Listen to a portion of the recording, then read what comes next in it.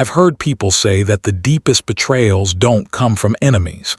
They come from the people who once shared your dinner table, your childhood secrets, your last slice of birthday cake. But I never thought that rule belonged to me, not with Mason. My older brother wasn't perfect, no sibling ever is, but he was the one who taught me to ride a bike, the one whose hoodie I used to steal when mine was in the wash, the one who always switched off the hallway light after I fell asleep on the couch. We were not best friends, but we weren't strangers either. We were family, and in my mind that meant something. I wish I could say everything changed suddenly, one moment, one decision, one fight. But the truth is more painful. Everything changed slowly, the way water carves stone, quietly, persistently, until you wake up one morning and the shape of your life is unrecognizable. And all of it, all the unraveling, can be traced back to one sentence. Mason said the night everything cracked open. Ideas don't belong to people, Alex. They belong to the ones who make them real. At the time, I didn't know that sentence would become the trigger for everything that came after. I didn't know it would become the quote he would pretend he never said. I didn't know it would become the reason our family dinners turned into silent battlefields. I didn't know it would become the line that replayed in my head the day the investor looked me in the eye and asked me a question that changed everything. But I'm getting ahead of myself.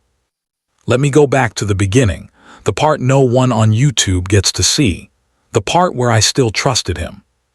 For as long as I can remember, I've had a habit of writing things down, little sketches, half-made concepts, notes to myself that made sense only in the moment.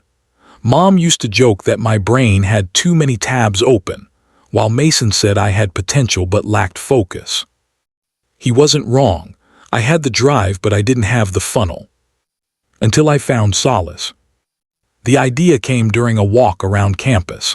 I kept noticing students sitting on benches, curled over their phones, clearly overwhelmed. Not just stressed, lost. And I thought, what if there was a way to make support feel instant, safe, and anonymous? What if technology could feel like a warm hand instead of a cold screen? A digital platform for emotional check-ins, humanized, simple, personal. I wrote the whole thing in a notebook that still smelled like the stationery shop. I spent months refining it, months building flowcharts, mapping the user experience, writing potential scripts. I wasn't a genius coder, but I had a vision that felt bigger than me. And I shared all of it with Mason. That's where the guilt sits the heaviest, right behind my ribs like a lodged stone, because I trusted him, because he asked, because he said, "Alex, I just want to help you sharpen it. You're onto something real." He said he believed in me. I had no reason not to believe him back. People think betrayal is dramatic, shouted arguments, slammed doors, ultimatums, but sometimes betrayal is quiet. It hides behind familiarity, behind "I'm proud of you," behind "I'll look over the numbers when I get home," behind "let's do this together." It took me months to realize Mason had begun making small moves without me noticing. He would ask to borrow my notes. He would suggest tiny improvements. He would casually mention potential contacts he knew in the startup scene. And I, like the trusting younger brother I was, thought he was just being supportive. Until the day I found his tablet open on the kitchen counter. My diagrams, my sketches, my flow paths, but titled under a different name. I remember staring at the screen, my brain refusing to process the image. My chest felt hollow, as if all the air had been scooped out. When he walked in, drying his hands on a dish towel, he froze for less than a second, a tiny, almost invisible reaction. But I saw it. I felt it. "Why is my concept on your device?" I asked. He didn't flinch. "I'm refining it." "For what?" "For investors." I remember my voice breaking on that last word. Investors. "Mason, this is my startup." His response still stings whenever I think about it. "Ideas are only ideas until someone executes them." He said it so calmly, so rationally, like we were discussing homework. And you weren't executing. You were thinking, planning, dreaming. Someone had to move. Someone had to move. Someone, not us, not we. Someone. And that someone wasn't me. I didn't mean to involve her. I didn't want to make her choose, but I needed someone to tell me I wasn't going insane. She was in the living room arranging photo frames. Old traditions she clung to the way others clung to comfort food. Her face lit up when she saw me walk in, but the smile evaporated when she noticed the shaking in my hands. "Alex, what happened?" I sat down, elbows on my knees, and told her everything. My words came out uneven, embarrassed, like I didn't know where to place my feelings. She listened quietly, too quietly. When I finished, she closed her eyes and let out a slow, painful breath. "Oh, Alex." That was all she said at first. Not "you're mistaken," not "I'll talk to him," not "are you sure?" Just "oh, Alex," the kind of disappointment parents use when the truth is bigger than they can handle. When she finally spoke again, her voice trembled. "Mason has been feeling overshadowed. You're so talented, sweetheart, and sometimes he forgets he has his own path. Maybe he saw an opportunity. Maybe he didn't think it would hurt you." "Didn't think it would hurt me," my voice cracked. "Mom, he stole my life's work." She flinched quietly, but she did. "Your brothers," she whispered, "you can fix this." I stared at her, stunned. My mother, the woman who once grounded Mason for taking the remote control without asking, was now excusing the theft of an entire company concept. I felt myself fold inward. I wasn't invited, of course, but news spreads in the startup world faster than wildfire on dry grass. The moment I saw Solacei trending in the university's entrepreneur forum, my hand went numb around my phone. There was Mason in a photo, smiling, polished, proud, standing next to an investor I had admired from afar for years. He captioned it, "Excited to share a project I've been building, a new frontier in digital emotional wellness." Building, he said, building. I spent the rest of that day sitting in my room, staring blankly at the wall, listening to the distant hum of traffic outside. My head felt full and empty at the same time. My heart felt too tight for my chest. I didn't cry, not yet. The tears would come later. Right then I felt something else, a slow, burning ache that had no name yet. A quiet, rising resolve buried somewhere beneath the grief. But I didn't know it was resolve, not then. I thought it was heartbreak. 3 days later, at 7:14 p.m., my phone buzzed. A number I didn't recognize. The message said, "Is this Alex Carter? I've been told you're the original architect behind Solacei. If that's true, I'd like to hear your side." My breath caught. Before I could respond, another message arrived. "Meet me tomorrow at 10 a.m. I'll ask you only one question. Your answer will decide everything." I stared at the screen, my pulse thundering in my ears. One question, one chance, one moment to take back what was mine or lose it forever. I didn't sleep that night. I lay awake, replaying every conversation with Mason, every lie I hadn't seen as a lie, every late night I spent building something he would claim as his own. And through the quiet, I kept hearing his voice. "Ideas don't belong to people, Alex. They belong to the ones who make them real." Only now, the sentence felt different, because I wasn't the same brother he betrayed. Something had shifted inside me. Not anger, not revenge, not yet. Just the beginning of a resolve so soft, so painful, so deeply human that I couldn't name it. All I knew was that tomorrow, I would face the first person who believed I deserved to tell my story. And I wasn't going to run from it. Not anymore. I barely remember walking into the cafe that morning. It felt like moving through warm water, slow, heavy, distorted. The kind of morning where your body arrives before your mind does. I kept checking the time on my phone even though it wasn't changing any faster. 9:42 a.m. 9:47 a.m. 9:55 a.m. My hands wouldn't stay still. They kept fidgeting with the zipper on my jacket, tugging, releasing, tugging again. I told myself this meeting wasn't life or death, but it felt like something just as massive, something invisible but enormous. Because for the first time since this whole nightmare began, someone wanted to hear my side. At 9:59 a.m., the door opened, the bell chimed, and everything around me seemed to quiet at once. A middle-aged man stepped inside, tall, sharp gaze, dressed simply but neatly. He moved with the kind of confidence that doesn't need to announce itself. I recognized him instantly.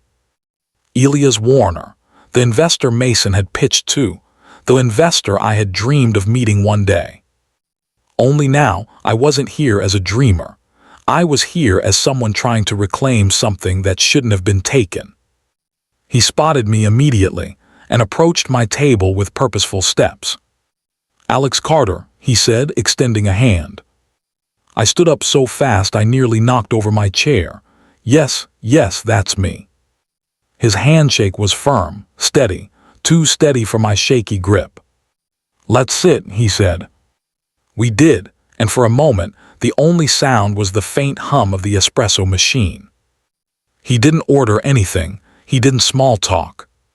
He simply studied me, the way someone examines a puzzle piece to see if it fits. I swallowed hard. "You said you had one question for me," I finally asked. He nodded. And then he leaned forward, clasped his hands and said, "Why didn't you pitch it first?" I blinked. That wasn't the question I was expecting. I thought he would ask, "Is this idea yours? Do you have proof? Can you show your work?" But no. "Why didn't you pitch it first?"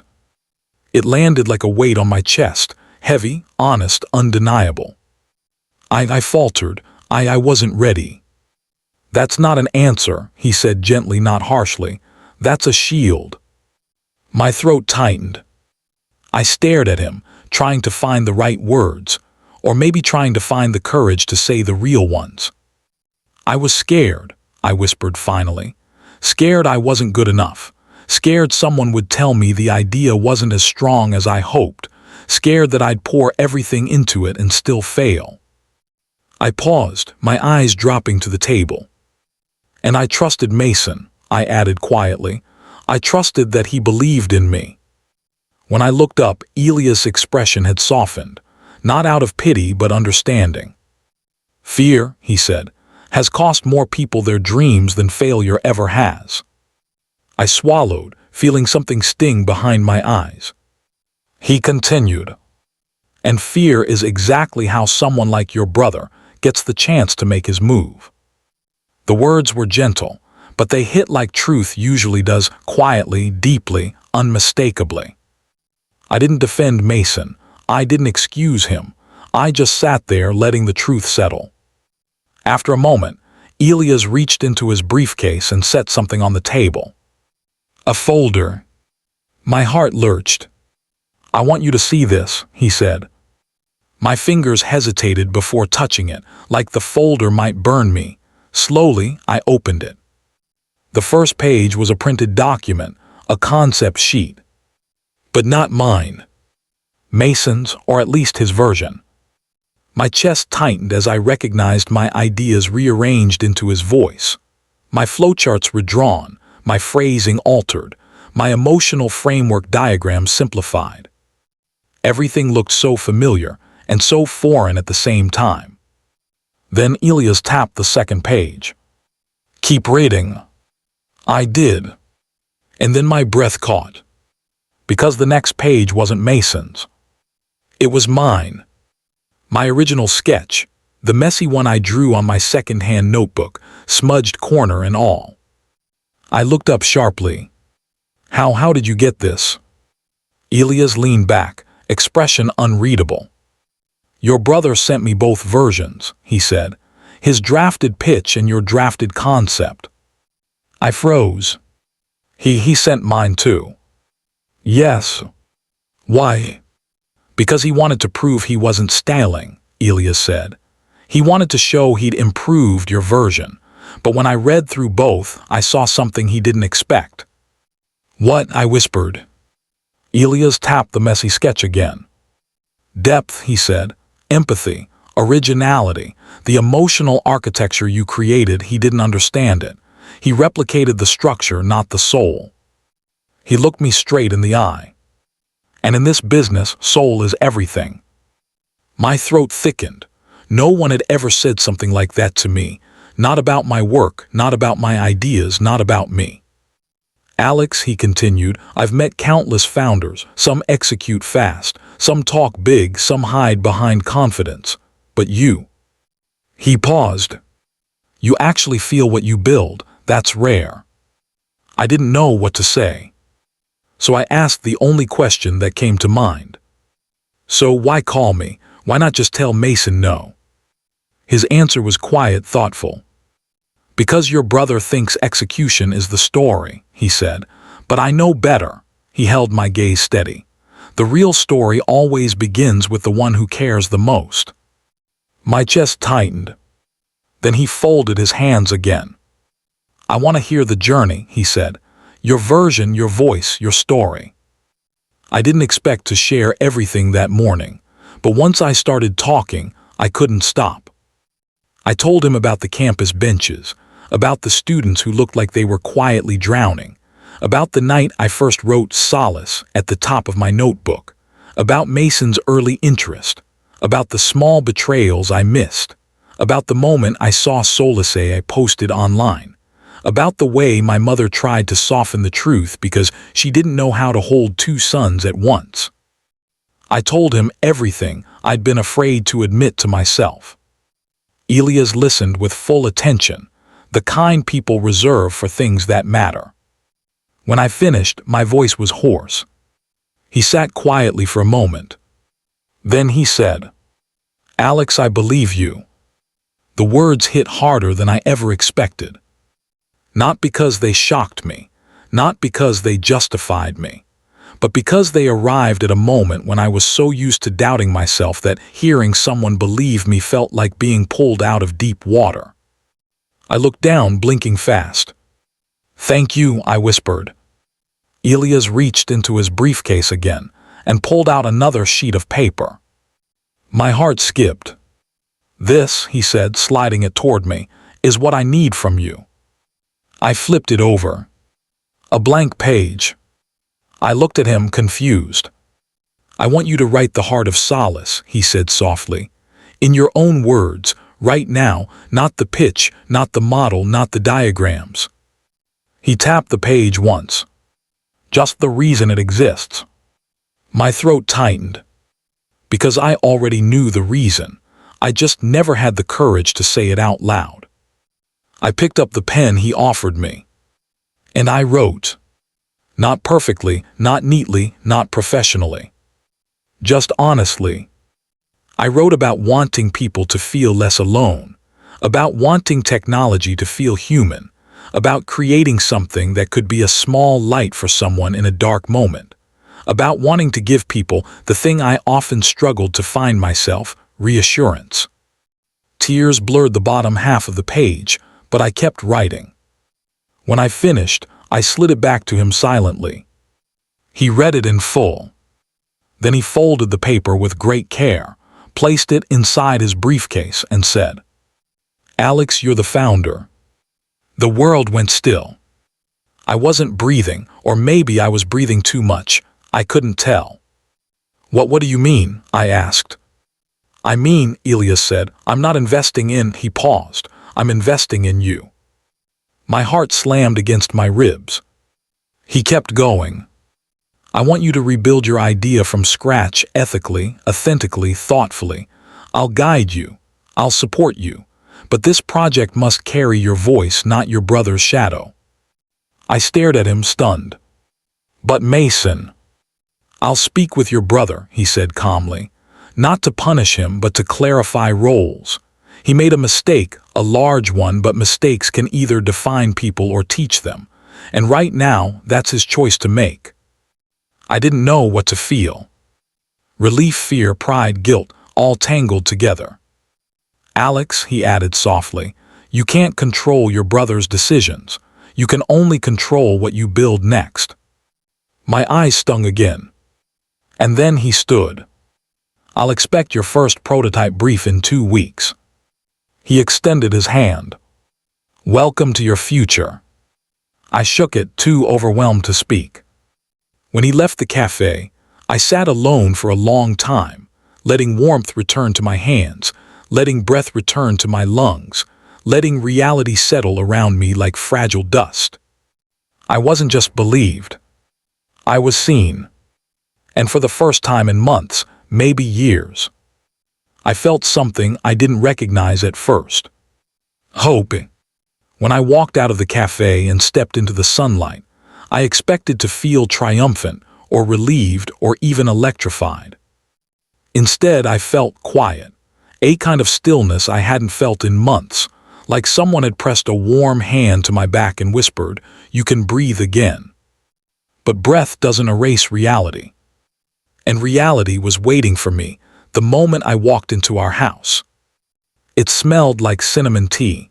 Mom always brewed it when she was anxious, a habit she picked up years ago after losing her mother. She said it made the walls feel less sharp. Today, the walls felt like glass. I hung my jacket on the hook by the door and paused when I heard her footsteps coming from the kitchen. She must have known I'd come home early. She must have felt the tension even from the hallway. "Alex," she said, poking her head out. Her eyebrows lifted the moment she saw my face, not because she knew what happened, but because she sensed a shift. Mothers always sense shifts. "You look," she hesitated, "different." I didn't know what to say, so I just whispered, "I met with him." She inhaled sharply, then stepped aside. "Come," she said softly, "tell me." I followed her into the kitchen where 2 mugs sat on the counter, one steaming, one barely touched. She'd been waiting. We sat at the table, and for a few seconds, the only sound was the clock ticking above the microwave. Then she said something I didn't expect. "Did he believe you?" I looked up startled. She continued, voice low. "You may not think I understand everything that's happening, Alex, but I'm your mother. I've seen things, small things, things you and Mason don't see in each other." I stared at her. She wasn't defending him this time. "He did believe me," I said, "completely." The muscles around her mouth relaxed a little, a small, almost invisible relief. "And he wants what exactly?" she asked. I swallowed. "He wants me to build my idea from the ground up, without Mason." Her fingers clenched around her mug. "Oh," she breathed, not upset, not surprised, something else, resignation. But I knew what that "oh" meant. It meant, this is going to break the family open, isn't it? I nodded slowly. "And Elias is going to talk to him," I added. Mom set her mug down carefully, the ceramic making the softest tap. "Alex," she began, choosing her words with the precision of someone stepping barefoot on broken glass. "You know your brother better than anyone. You know how he handles not being chosen." "I know," I whispered. "And you know how he handles feeling replaced." I nodded again. "But Alex," she continued, leaning forward, "none of this is your fault, not one breath of it." Her voice cracked on the last word, and something inside my chest cracked with it. "Mom." She shook her head. "No, let me say this." Her eyes glistened. "You've always let yourself shrink so that others, especially Mason, could feel bigger. You do it without even realizing it." I swallowed hard. "You don't need his permission to grow," she said, softer now. "Not anymore." She reached across the table and placed her hand over mine. "He loves you," she whispered, "but he doesn't know how to love you without competing with you." Her words hit deep, the kind of deep that makes your heart ache in places you didn't know had nerves. I squeezed her hand. Then the front door opened. Mom and I both froze. And in walked Mason. It was the first time we'd been in the same room, since the night I discovered Solace on his tablet. He stopped when he saw us. The air tightened. "Hey," he said, voice carefully neutral. He noticed our hands on the table, our silence, our tension, and his eyes sharpened instantly. "What's going on?" I didn't say anything. Mom didn't say anything either. But silence is an answer too, and he heard it. Mason slowly set his keys down and walked to the table, his posture shifting into defense before anyone said a word. "Okay," he muttered, "who told you?" I blinked. "Told me what?" Mason looked from me to Mom, and something unreadable flickered over his face. "He talked to you already, didn't he asked. My pulse quickened. "Who?" I said, though I already knew. "Elias," Mason said flatly. "He told you not to work with me." My stomach dropped. Mom stiffened in her chair. "Mason," I said gently, "he didn't." "Don't lie to me," he snapped. The sharpness in his voice wasn't anger, it was hurt. Raw, unguarded, unfiltered. He turned to me fully now. "You went behind my back." I stared at him, stunned. "Behind your back, Mason, you pitched my idea." "And you weren't using it," he fired back. "You were sitting on it, dreaming about it, overthinking like you always do. I executed, I moved, I made something real." I swallowed hard. "You made something real out of something that wasn't yours." The room went painfully still. For a moment, Mason didn't look like the confident older brother I'd always admired. He looked lost.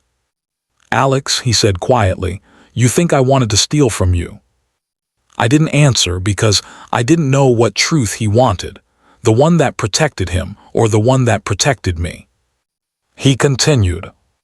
"I thought if I got it started, you'd join me eventually, that you'd see we could do it together, that you'd trust me enough to let me take the lead for once." Something lodged in my throat. "You didn't give me a choice," I whispered. At that he dropped his gaze, the first sign of real remorse I'd seen. But then he straightened again, voice hardening. "And what, you think he's choosing you because you're better?" His voice cracked. "He's just manipulating you, Alex. Investors do this. They divide and conquer." "He's not dividing anything," I said quietly. "You did that." The sentence landed between us like a stone. Mason flinched, actually flinched. His jaw tightened. "Mom," he said without looking at her, "did you tell him to go with Elias, or did you just not stop him?" Mom inhaled sharply. "Mason." "No," he said, voice tight. "I just want to know how long I was the villain in this house before anyone told me." His words hit me like a slap. "Mason, you made yourself the villain," I said softly. Not harsh, not cruel, just honest. He turned toward me slowly. The look in his eyes, I don't think I'll ever forget it. A mix of betrayal, fear, and something painfully human. Sadness.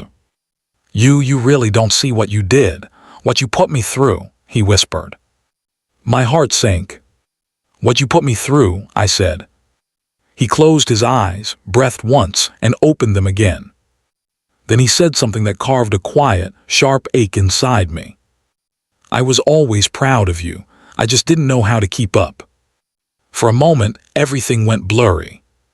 Because that sentence, raw, trembling, too honest, wasn't an excuse. It wasn't manipulation. It wasn't denial. It was truth. A truth he didn't want to say. A truth I didn't want to hear. He took a shaky breath. "I didn't steal your idea because I wanted to beat you," he said. "I stole it because I was terrified you beat me." My chest tightened.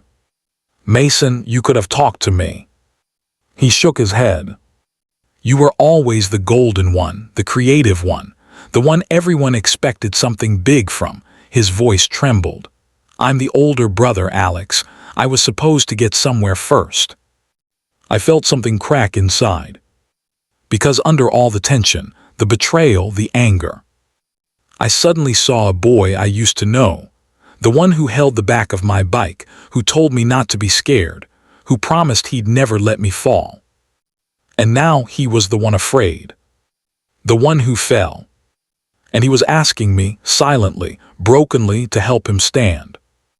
Mason looked at me with a quiet desperation I'd never seen in him. "Alex," he whispered, "I don't want to lose you, not over this." For a second, I couldn't speak. Because family isn't simple, because betrayal doesn't erase love, because forgiveness isn't a switch, it's a process. He took one small step closer. "Tell me what to do," he said. "Tell me how to fix this." I took a slow, shaky breath. "I don't know," I admitted. His face fell, but he nodded. For the first time, he actually nodded. "But I do know this," I continued. "I'm building solace, without you, not to hurt you, but because I need to know what I'm capable of without you standing over me, or ahead of me." He swallowed hard. "And after?" he asked. I met his eyes gently. "That depends on what you choose to be from now on," I said softly, "not as an entrepreneur, not as a competitor." I paused. "But as my brother."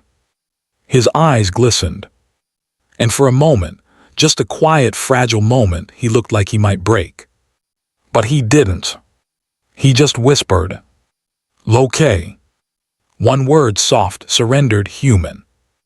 Not a resolution, not a fix. Just the beginning. I didn't sleep the night before the final pitch meeting. I lay awake staring at the ceiling, hearing Mason's voice in my head again and again. "You're not built for the big table, Alex. Let me handle it." But the words that really stayed with me were something else. Something the investor, Evelyn Hart, had said to me after the chaos of our last meeting. "You already know the truth, Alex. The question is whether you're ready to say it out loud." Ready, the word had stayed in my chest like a pulse. By morning, the sky outside my apartment windows was still pale and half-formed, like it hadn't made up its mind what kind of day it wanted to become. I knew the feeling. I dressed slowly, deliberately, not in something impressive or expensive, just something that didn't feel like I was pretending. Because today, I wasn't performing. I was finally telling the truth. The building hosting the investor panel was one of those ridiculous glass towers that looked like it could slice through the sky. I expected to feel small walking into it. I didn't. I felt steady. When the elevator opened on the 39th floor, the first person I saw was Mason. He turned surprised. "Alex, you're already here." "Yeah," I said, "couldn't sleep." He smirked, nervous, "Big day." "No," I said quietly, "just awake." There was something in my voice he wasn't used to. His smirk twitched for a second, like maybe he wasn't sure whether he should be annoyed. He stepped closer, his voice lowering. "Look, whatever drama you've been trying to create lately, drop it. This meeting is important. The investors think I'm leading this, so don't start any." "I'm not starting anything," I said gently. "I'm finishing it." He froze. "Finishing what?" he asked. But before I could answer, the doors to the conference room opened.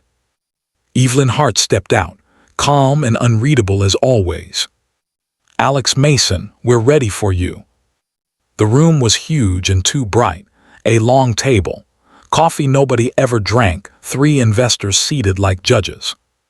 I sat beside Mason, not across from him. It felt symbolic. He began the pitch, of course he did. Slide after slide, polished to death. He used the name of the product, the one I had whispered to him 2 years ago after staying up all night brainstorming. He talked about scalability, distribution, strategic partners. He looked like a founder. He sounded like a founder. And yet none of it felt like him. I watched them watching him, brows tightening, eyes flicking toward me when they thought I wasn't noticing. It was quiet, but the kind of quiet that has an opinion. Then halfway through the financial slide, Evelyn lifted a hand. "Mason," she said, "thank you, but before you continue, I have something I need to ask." Mason blinked, "Of course." She shifted her gaze to me. "Not him. Me." Here it comes, my chest tightened. Alex, she said, I want to hear you answer one question. Mason stiffened. I swallowed, okay. Her voice was calm, never raised, never harsh, but every word felt like truth peeling away the last layer of denial. Whose idea is this? The room went still. Mason turned sharply, whispering under his breath, Alex, don't. But for the first time, I didn't flinch at his voice. I looked at Evelyn, at the other investors, at the screen showing the idea I had loved long before it ever became a pitch deck. And I spoke. It's mine, I said. My voice didn't crack. My hands didn't shake. It felt like finally letting oxygen into lungs I never realized were empty.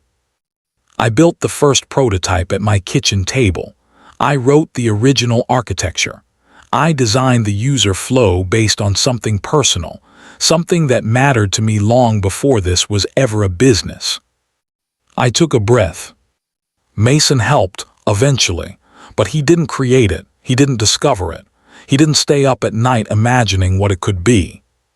Silence, the investors stared, not shocked exactly, more like confirming something they'd already suspected. Beside me, Mason's jaw clenched. He looked like he wanted to speak, but Evelyn raised a hand again. Thank you, Alex. Then she turned to Mason. And what were you going to answer if I had asked you the same question? He stuttered, a fraction, barely noticeable, but enough. Alex and I, we built it together. I took the lead on pitching because he's not experienced with. She didn't let him finish. Mason, she said quietly, this isn't about pitching talent. She leaned forward. It's about integrity. After that, the atmosphere in the room shifted. Questions weren't directed at Mason anymore. They were directed at me. I explained my design decisions, the emotional reasoning behind the interface, the ethical considerations of the data model. I spoke openly, not to impress, but because I cared. And every time I spoke, the investors nodded. Every time Mason interrupted to clarify, they barely glanced at him. By the end of the meeting, Mason wasn't pitching. He was thinking. Evelyn closed her notebook. Well, she said softly, thank you both for coming. We'll step out briefly to discuss. She and the panel left the room. The door clicked shut.